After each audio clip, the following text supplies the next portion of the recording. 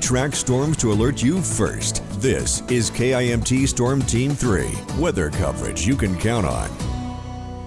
We're joined now by KIMT Storm Team 3 meteorologist Ryan Knapp. And Ryan, what are you tracking on this Monday? Well, it's cold. There's no other way to put it. It's been rather chilly. We've seen temperatures in the 30s for really much of today. We got up to around 40.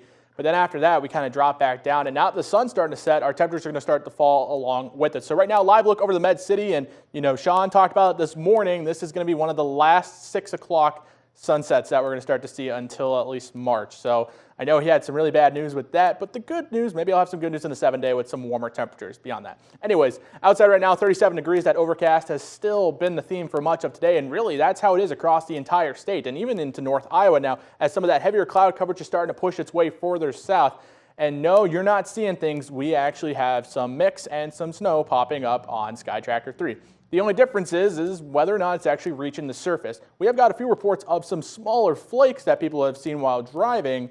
But the thing is, we have a stretch of dry air that is kind of spread across all of southern Minnesota and North Iowa right now. So the potential for those to even reach the ground is rather slim, and they won't be accumulating anytime soon, just maybe a few small flakes as we head into the evening. Temperatures outside right now anywhere from the upper 30s to even the 40s, and those temperatures, like I said, are going to continue to drop as we head through the rest of the evening. So for tomorrow, we'll start to see temperatures back into the 40s, so we're going to start to see some nicer conditions maybe because some of the sun is starting to pick back up. And by the end of the week, we're talking temperatures into the 50s, so that's a good sign as well. So across really the entire area, there's that dry area I've been talking about. It's the orange and the reds, or really yellows right there, stretched across southern Minnesota and North Iowa. And notice how it starts to drift a little further south, and that's why we're starting to see maybe a little bit of that mix creeping into the northern viewing counties. Sky Tracker 3 radar, though, not picking up anything really for the time being. It shows a few anomalies, but the thing is some of that dry air will stick around and keep us dry here through the week. But the chances with that cloud coverage, there might be a chance or two for some of those small little flakes